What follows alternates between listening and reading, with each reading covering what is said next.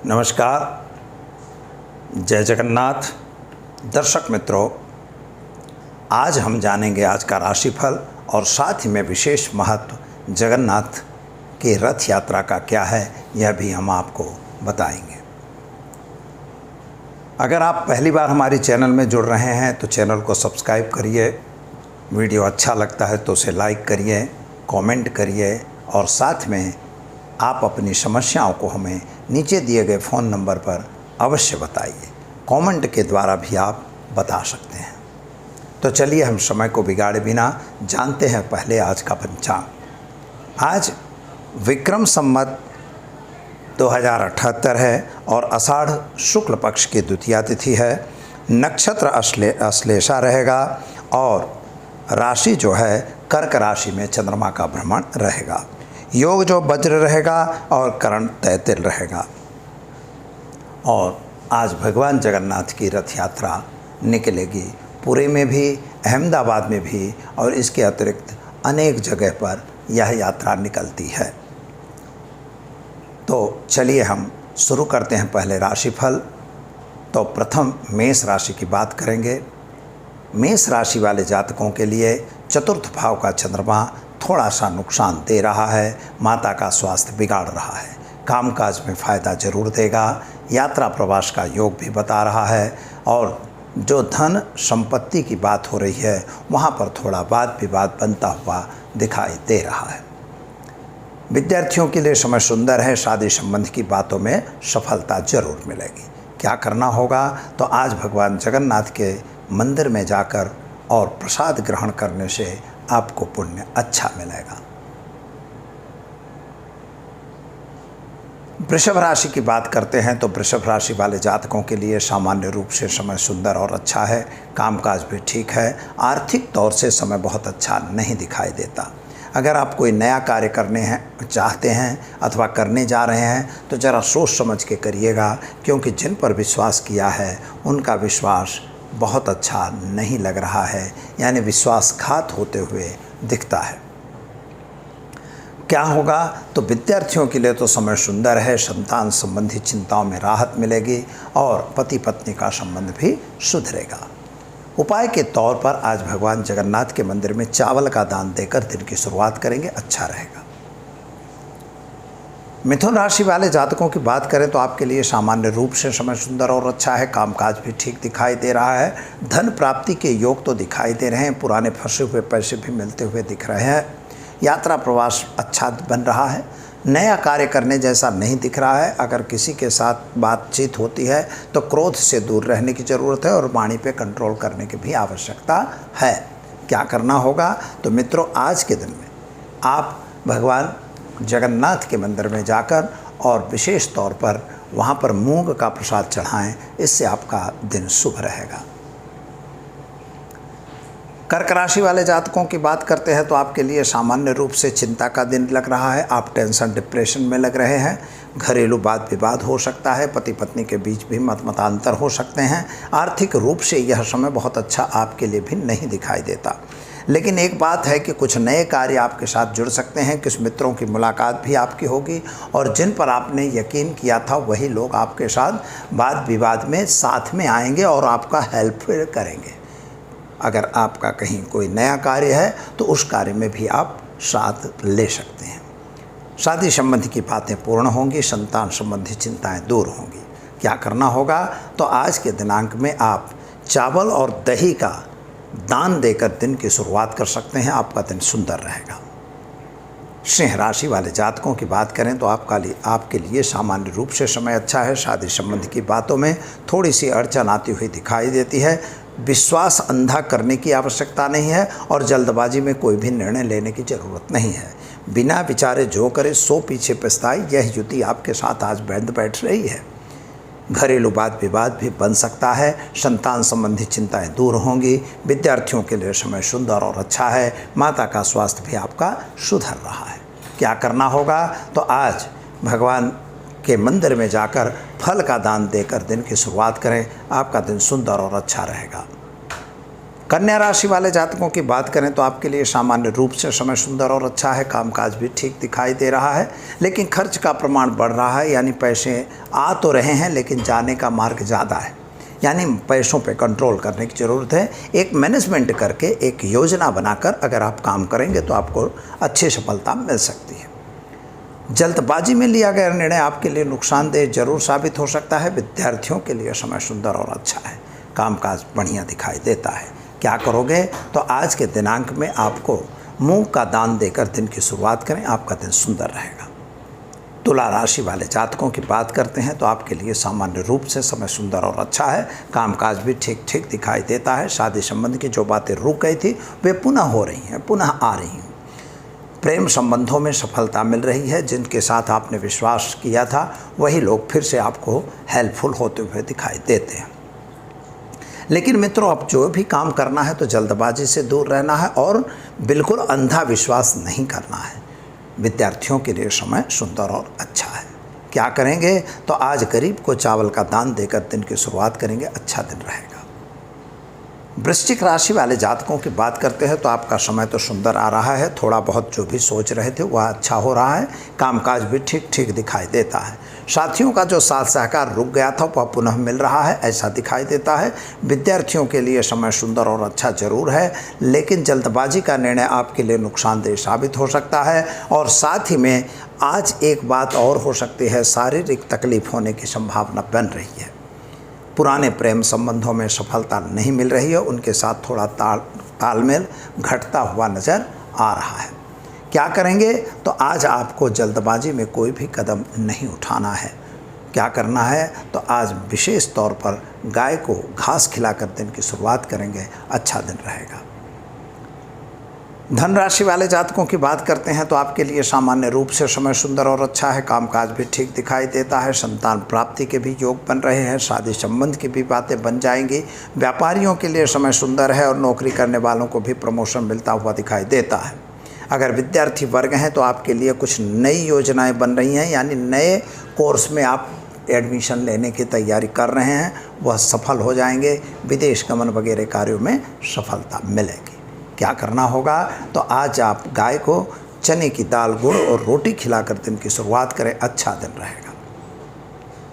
चलिए अब हम देखते हैं मकर राशि। मकर राशि वाले जातकों के लिए सामान्य रूप से समय सुंदर और अच्छा है। कामकाज भी ठीक है, लेकिन काम की कमी दिखाई दे रही है। जो व्यापार आप कर रहे हैं व्यापार में नुकसान हो रहा है और जहां न चाहिए वहां आपका पैसा इन्वेस्ट हो रहा है, तो इसको आपको रोकना होगा। यानी कुछ एक आयोजनबद्ध काम करने की आवश्यकता है। शादी संबंध की बातें तो ज़रूर परिपूर्ण होंगी, लेकिन जल्दबाजी में लिया गया निर्णय नुकसानदेह साबित होता है। मित्रों, क्या करना होगा तो आपको किसी के साथ भी वाद विवाद में उतरने की आवश्यकता बिल्कुल नहीं है। संतान के लिए आप थोड़ा चिंतित दिखाई देंगे। क्या करना होगा तो आज आप गाय को काले तिल के लड्डू खिलाकर दिन की शुरुआत करें, आपका दिन सुंदर रहेगा। तिल का दान भी आपके लिए बेहतर रहेगा। कुंभ राशि वाले जातकों की बात करें तो आपके लिए सामान्य रूप से समय सुंदर और अच्छा। कामकाज भी अच्छा दिखाई देता है। नए नए व्यक्तियों की मुलाकातें होंगी। व्यापार में वृद्धि होती हुई दिखाई देती है। नौकरी वगैरह में भी सफलता मिलेगी, लेकिन व्यापारियों के लिए थोड़ा सा नुकसानदेह साबित हो रहा है। यानी जल्दबाजी में कोई लिया गया निर्णय आपको नुकसान दे सकता है। अंधा विश्वास किसी पे करने की ज़रूरत नहीं है। पति पत्नी के बीच थोड़ा मतमतांतर जरूर बन रहा है। विद्यार्थियों के लिए समय सुंदर और अच्छा है।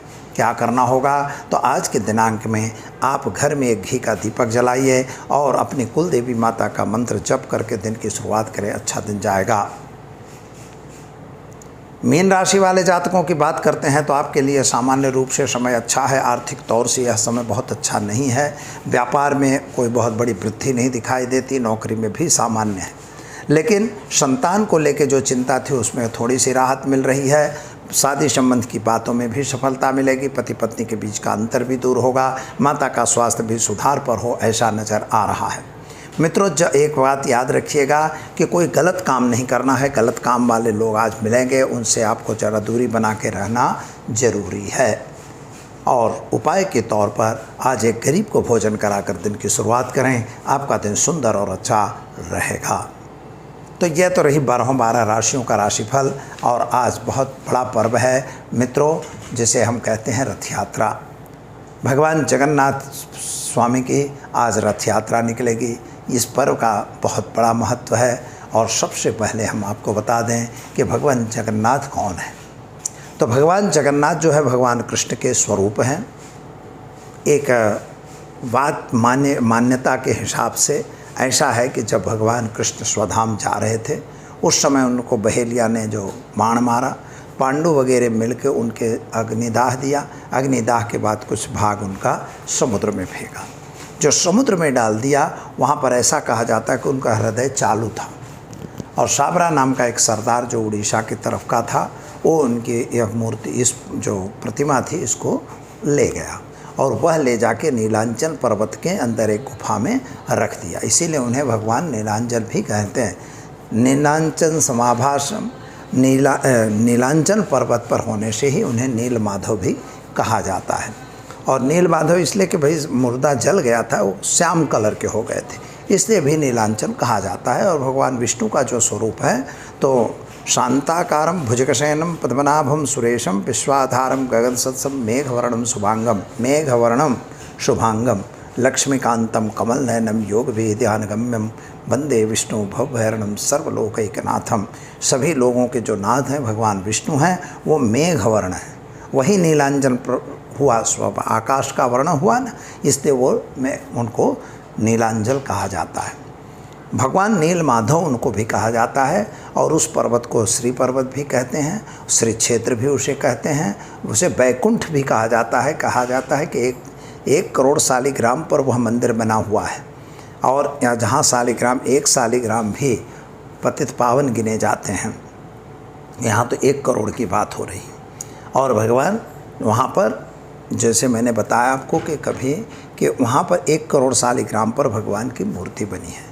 वेद में इसका उल्लेख मिलता है कि पूर्व समुद्र तटे दारु ब्रह्म, यानी ब्रह्म के स्वरूप में, दारु का अर्थ होता है लकड़ी के, ब्रह्म जो है पूर्व तट में विराजमान है, ऐसा वेद में उल्लेख है। दशम मंडल में इसका उल्लेख आता है। तो यह एक बहुत इम्पॉर्टेंट चीज़ है कि वेदकालीन देवता हैं, ये कोई आज के बनाए हुए देव नहीं हैं, न आज के कोई बनाए हुए वो हैं, लेकिन जो कृष्ण के ही स्वरूप हैं। इनमें ऐसे विधान है कि आषाढ़ शुद्ध बीज यानी द्वितीया, आषाढ़ शुक्ल पक्ष की द्वितीया तिथि के दिन भगवान जगन्नाथ की रथ यात्रा निकलती है। वहाँ पर तो 15 दिन, पूरी में 15 दिन भगवान अपने मामा के यहाँ रहते हैं। हमारे अहमदाबाद में भी यह रथ यात्रा जो हमारे पूर्व ऋषियों ने निकाली, तो वह रथ यात्रा सरसपुर में जाके और उसी दिन शाम को वापस आती है। लेकिन 15 दिन इनका दर्शन बंद रहता है। ऐसा माना जाता है, एक भावना है, भक्त की भावना है कि 15 दिन तक भगवान जो है हमारे, वो वास्तव में अपने मामा के यहाँ गए हुए हैं, यानी अपने निज मंदिर में वे दर्शन नहीं देते हैं। इसके बाद उनको यहाँ लाया जाता है और रथ यात्रा निकाली जाती है। आँख पे पट्टी रहती। कुछ लोग कहते हैं भाई आँख इनकी आ गई। अरे भगवान जो दुनिया को आँख देने वाला हो उसकी आँख बिगड़ती नहीं है मित्रों। लेकिन यह है कि भगवान की आँख को, हम भक्त हैं, हम मानते हैं कि उनके आँख को तकलीफ़ है, इसलिए उन्हें हम लोग नेत्रांजन की विधि करते हैं।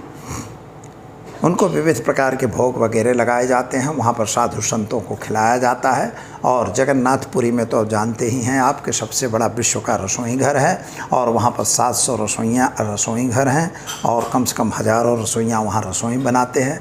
नियमित रूप से वहाँ एक कुआँ है, उसी कुएँ के पानी से वहाँ रसोई बनती रहती है। उस रसोई में किसी की दृष्टि नहीं पड़ती है, यही एक बहुत बड़ी विशेषता है। वहाँ पर ऐसे मतलब चौड़े बांधे हुए हैं टीना के, और उसी में पानी भर भर के मटकी वो डालते रहते हैं। और वहाँ पर 7-7 मटकी के चूल्हे पर रखे जाते हैं। नीचे की मटकी बाद में और ऊपर की मटकी सबसे पहले बनती है, और वह भात और साग और वगैरह वगैरह बनाया जाता है। तो यह भात साग का वहाँ पर बड़ा विशेष है। और जगन्नाथ के भात की महिमा बड़ी अपार। भगवान जगन्नाथ के यहाँ उनके भात की ही महिमा है। लोग प्रसाद के रूप में भात लाते हैं अपने घर में। कहा जाता है कि अगर अन्न भंडार में वह अन्न डाल दोगे तो आपका अन्न भंडार खुटता नहीं है। तो यही एक बड़ी दिव्य स्थिति है। आज भी कहा जाता है कि भगवान जगन्नाथ के मंदिर के ध्वज पर से कोई भी प्रकार का विमान नहीं उड़ता है। दूसरी बात यह है कि कुछ ऐसी भी मान्यताएं हैं कि उनका जो मंदिर का ध्वज है तो वो उल्टी दिशा में जाता है। वैज्ञानिक रूप से अगर सोचा जाए तो यह एक विचित्र कहानी है। ऐसा क्यों होता होगा, ये समझ के परे है, साइंस के परे है, लेकिन यह है, होता है। क्यों होता है इसको हमने जो सोचा है, इस तरह से अगर आप सोचिए तो थोड़ा ऐसा है कि धर्म तो है ही है, भगवान की स्थिति तो है ही है, तो वो जो ध्वज उड़ता है और उसका जो 214 फुट ऊपर है, तो उतने ऊपर होने के कारण मीटर 14 मीटर या फुट ऐसा कुछ ऊपर, 200 मीटर 14 मीटर ऊपर है, इतनी ऊंचाई पर जो हवा का दबाव मतलब प्रेशर होता है वह उलटता पुलटता रहता है। तो जो नीचे की हवा चलती है यहाँ से ऊपर की हवा थोड़ी इधर उधर रहती है, इसलिए वो हमेशा निरंतर, पर दूसरे मंदिरों में नहीं होता। तो यही चमत्कार है उसका। दूसरी बात एक और तथ्य है कि वहाँ पर हर दरवाजे हैं। सिंह दरवाजे पे अगर आप पैर रखेंगे तो आपको आवाज़ समुद्र के एक आध बार आवाज़ सुनाई देगी, समुद्र की आवाज़, लेकिन इसके बाद जब बाहर निकलेंगे फिर एक बार दिखाए सुनाई देगी, लेकिन अंदर कुछ नहीं सुनाई देगा, बाहर भी कुछ नहीं सुनाई देगा। समुद्र वहाँ से हार्डली आधा किलोमीटर के आसपास है, लेकिन वहाँ पर कोई आवाज़ समुद्र की नहीं आती। समुद्र में आई हुई बाढ़ भी कभी भी समुद्र का तूफान अंदर प्रवेश नहीं करता है। ध्वज के लिए तो अब बहुत ज़्यादा पवन हो, बहुत ज़्यादा नुकसान हो तो बात नहीं करते, बाकी लगभग नॉर्मल वहाँ पर कोई ऐसा नुकसान नहीं होता। प्रतिदिन वहाँ ध्वज चढ़ता है, शाम के टाइम में, रात्रि भर वह ध्वज रहेगा और सुबह वह ध्वज रहता है। इस तरह से वहाँ पर ध्वज की परंपरा है। पुजारी लोग वहाँ पूजा करते हैं, रसोइया लोग रसोई बनाते हैं, उनके प्रसाद का दर्शन नहीं होता, उनका प्रसाद आने के बाद लोग वहाँ से प्रसाद लेते हैं। और हमारे जगन्नाथ मंदिर अहमदाबाद में भी इसी तरह की परंपरा है। प्रसाद होता है, यहाँ पर साधु संतों का भोजन होता है और इसके बाद सभी को दक्षिणा वगैरह दिया जाता है और सभी लोग रथ यात्रा में जुड़ते हैं। हाथी की सवारी चलती है, ट्रकों की सवारी यहाँ रहती है और जो क्या नाम है, अलग अलग सवारियाँ रहती हैं। लोगों के अखाड़े भी चलते हैं, भजन मंडलियाँ चलती हैं, साधु संत भी साथ में चलते हैं और नगर की चर्या करते हैं। इसीलिए कहा है कि भवतु में भगवान जगन्नाथ स्वामी नयन पथगामी भवतु में, वह नयनों से देखते हुए नगरचर्या में भगवान चलते हैं जो जगत का नाथ है। यद्यपि एक ऐसा भी बात है कि जगन्नाथ जो है जगतस्य नाथ इति जगन्नाथ, जो जगत का नाथ है वही जगन्नाथ है। इसमें 3 ध्वज मतलब 3 रथ रहते हैं।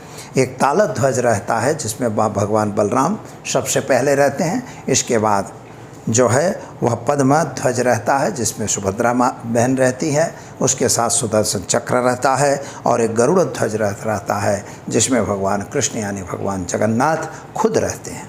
इस तरह से नगरचर्या में तीनों निकलते हैं और भक्तों को अपना लाभ देते हैं, दर्शन का लाभ मिलता है और यही एक परंपरा है। श्री मूर्ति कभी भी नहीं निकलती किसी भी मंदिर में, वहाँ पर उत्सव मूर्ति को रथ यात्रा में निकाला जाता है, लेकिन केवल जगन्नाथ भगवान की मूर्ति है जो वर्ष में एक बार नगरचर्या के लिए श्री मूर्ति निकलती है। यह भी एक तथ्य सत्य है। तो भगवान जगन्नाथ के दर्शन का लाभ लीजिए और साथ में भगवान की सेवा करके और जो दीन दयाल हैं उनकी सेवा करके और आप अपने को कृतज्ञता, अपने आप को धन्यता का अनुभव करिए। यही हमारी सभी से प्रार्थना। भगवान जगन्नाथ आप सभी का कल्याण करें, यही भगवान जगन्नाथ से मेरी भी प्रार्थना है। जय जगन्नाथ।